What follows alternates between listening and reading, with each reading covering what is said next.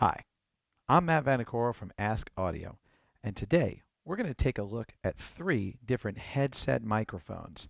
These are microphones that you might use in shooting a video setting or in live presentation where you want to have your presenter have both hands free but get good, high quality audio from your presenter without holding a microphone or putting one between yourself and the subject.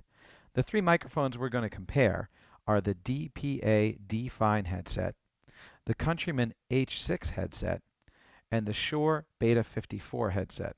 They're three very different microphones, and we're going to test them in quite a few different situations. All three of these microphones can be used with the same wireless system, and they can also be used in a wired capacity, in some cases with an adapter, and in some cases directly they include the adapter and you can plug it right into any standard XLR port. I'm using these with a Shure wireless ULX system because that's what I've got, but they're compatible with quite a few different systems and you can really get them to work the way you want. And again, you can always use them wired or with any wired to wireless conversion system.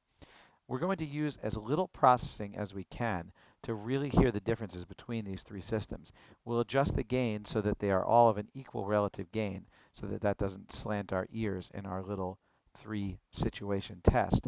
But in the end, what we're most interested in is getting the audio right out of the box or out of the camera, so to speak, and see how these three microphones compare to each other in a variety of different environments. When you're comparing these three microphones, there's a variety of different things you're going to want to think about. We're going to want to think about how the microphone looks, how the microphone sounds, and how the microphone feels to the person wearing it. This is important because the microphone not feeling right to the person wearing it can ruin an otherwise good take. Also, you can tell if it's touching a certain part of your face or a cheek or body and it's constantly brushing and making some noises that are unwanted. That's all stuff you're going to have to remove in post. And having a microphone that feels really good and fits your body really well can save you a lot of time in post-production later on. We're going to check out these three mics in a variety of different noisy situations and see how they hold up. I'm excited for this test. I'm excited to see how these designs hold up. Let's check it out. So I'm not wearing any microphone now. I've got just a general microphone picking up the whole area so we can see how noisy it is. We're in the laundry room. Not the ideal situation for shooting a video. It's certainly not the ideal place to interview a subject. But a lot of times you're going to have to deal with noisy HVAC, heating, ventilation, and air conditioning. Noisy vents, noisy fans, all sorts of situations. So let's see how these designs hold up. The first microphone I'm going to take out for a spin is the Shure Beta 54. Now, I'm anticipating that this one's going to have pretty good side rejection because it's curved around and points directly back at your subject's mouth. That might not be great if the noise source is behind you like it is in this case, but in general, since it's so close to your mouth and pointed directly at your subject, it's probably going to have pretty good side rejection. There might be a bit of sacrifice in sound quality in that case because now it's pointed so close to my mouth that it might really catch those plosives no matter how thick the windscreen is. But we'll have a really good sense of it at the end of this test and be able to compare it to the other three. The next mic that I'm going to take out for a spin is the Countryman. Now, the Countryman headset is designed quite a bit differently than the Shure. It's a lot lower profile, so you don't see it as much. It blends with the skin a little bit more, and it's really tight on my face. It's touching my cheek almost for the entire length, no matter where I was able to adjust it. And I do have a pretty big head, I'll give you that. But no matter what adjustment I made, it's definitely snug right up against your skin. And that kind of raises a little bit of a red flag for me because I know that even the slightest movement on the skin can cause the mic to brush or make a little bit of unwanted noise. However, one thing the Countryman does have going for it is that it's pointed towards the exiting sound of my mouth instead of curved around and pointing into my mouth. And with that, I don't have to worry so much about noise sources behind me. The noise source now is going to be the sound coming out of my mouth, and of course if there's stuff behind my cameraman that might be an issue, but again, it's just a different design set out to accomplish the same issue. The touching of the face might be a little distracting for your subject if they're not used to it. It kind of feels like you have one taped to your face. It's very, very tight on there. Alright, so finally I'm ready to take the DPA out for a spin in this noisy laundry room environment. The thing that I noticed about the DPA right away after wearing it a couple of times is that it really meets in the middle of the Shure and the Countryman. The Shure comes away from your face a lot and circles around and points directly into your mouth. That's really good for noise rejection, but for sound quality wise, you're getting a very direct sound. It was a little MIDI and any plosives, even with its really thick pop filter, the plosives are still a little bit aggressive. The Countryman was the complete opposite. It's almost attached to your face all the way around. So it's nearly invisible, which is really cool for the aesthetic design. But the only issue I face with that is that you definitely feel it there the whole time. You have a microphone kind of pressing against your cheek the whole time. And the other issue is that if you move your mouth a little bit too much, if you got a nice expressive talker, you'll definitely get an occasional rub of the skin on the microphone that you may have to take out in post. So the DPA kind of meets in the middle. It's pretty lightweight, it's not too visible, and it attaches to your face but then curves away a little bit at the end. So it's got this kind of happy medium. And they provided pretty specific instructions for the way that they wanted pointed, so that's something you'll want to check out as well. I'm really happy with the sound so far. I'm interested to see how all three of these hold up in a really noisy, aggressive environment, although it's pretty noisy here, I can tell you already. All right. Working with subjects can be annoying if you've got lots of background distractions. So interviewing people when dealing with the general public can be one of the most difficult situations for any headset microphone or any video shoot. Let's see how these three hold up in this case. So this is where I expected the Countryman to really shine a little bit. Generally, they make really good theater mics, so it should be able to isolate one source from another. It should be pretty good at that. It does have a bit of a mid-bump, and that can make it challenging, but it is something you can correct in post if need be. But you definitely expected that it would have pretty good noise isolation, even when dealing with distracting subjects in your video shoot.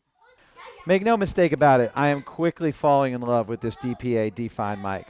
I'm really hoping that it holds up well during the isolation test because the general sound of the microphone itself is really spectacular. So in a noisy environment, if this one holds up, it's really going to be my go-to mic of choice from now on from just about any project, especially the dangerous ones like this one. So I saved the Shure for last in this case. I really expected the Shure to have really good isolation. I mean, this thing is pointed directly at my mouth. I don't see how it could pick up much of anything else in the room other than the sound source coming directly out of my mouth. So it might not be the best choice for a quiet environment because it doesn't have as much omnidirectionality as some of the rest of the microphones. I mean, it's pretty much right in there. But if you've got a dangerous situation where you can't control the volume of your surrounding environment, it could be a really helpful tool to have in that case. All right, so of all the situations you might encounter, shooting outdoors can be the most unpredictable. You never know when a car is going to come by or if it's lawn mowing day in the perfect spot you were about to shoot in. So side and noise rejection are extremely important in this case. Let's see how those three hold up in the worst of situations. You know, it's not just the noise from the lawnmower that could be a problem. Wind is the #1 killer of takes when you're shooting outdoors. Sometimes it doesn't matter how big your windscreen or pop filter is. If it's windy, there are some days with certain microphones you just can't shoot. All right, so in this outdoor test, I'm definitely feeling the Countryman touching my face right now because it is freezing outside, and I feel this thing attached to the side of my face, and it's really dropping the temperature of it as we go along. Separation and noise cancellation wise, well, you can hear the results right now. It is really close to my face. Now you might be asking, I'm not using the attached windscreen for this particular microphone, and that's because I was not happy with the results when I was using it. Every time I used it, even though yes, it did block the wind a little bit more, it had a tendency to roll and push against my cheek even more, and I would pick up some unwanted noise and some weird phasing issues too. So if you are interviewing a particularly chubby cheeked person, or just someone who doesn't want that touching the side of their face, is definitely something you'll want to consider before you pick up the Countryman. All right, so I'm wrapping things up with the DPA, and I'd be lying if I said I wasn't rooting for this little microphone. I love the sound of it in the best of environments, so I'm really hoping that it holds up well in the noisy environments because I don't have to do much to it in post-production to get it to sound good. So hopefully, even though it's pointed forward a little bit and the noise source is in front of me right now, I am able to use the attached windscreen with it. I don't notice a difference because it is not flush against my face. So I'm able to use that windscreen, and it works pretty well. I haven't had any adverse noises that I needed to get rid of it with, and I don't feel that I need to talk unnecessarily loud with it when I'm using it. So as a presenter, it makes me feel pretty relaxed to use the DPA D-Fine. Let's take a look now at how all three of those hold up and kind of reconvene back inside the studio. All right, well, we're back in the studio, and I hope you had a moment to check out all three of these microphones and all three of those difficult situations on a set of good quality speakers, and you can hear how those designs differ and what each microphone can offer to you in the worst of circumstances. I think that for me, the clear winner was the DPA D-Fine. This microphone had a really great blend of an amazing sound in studio situations and controlled circumstances, and great noise rejection for the worst of circumstances. It also has a very nice aesthetic. It blends in pretty well. It's pretty unobtrusive. The Countryman might be a little bit more invisible, but it definitely has a bump in the mid-range that made it difficult for me to get the sound I was looking for. And the Shure is pretty obtrusive. It really comes in front and blocks your shot a little bit. So if you're looking for unobtrusive, amazing sound, and really, really great noise rejection, I think the clear choice was the DPA D-Fine. I'm Matt Vanacore from Ask Audio, and thanks for checking out this little challenge with me.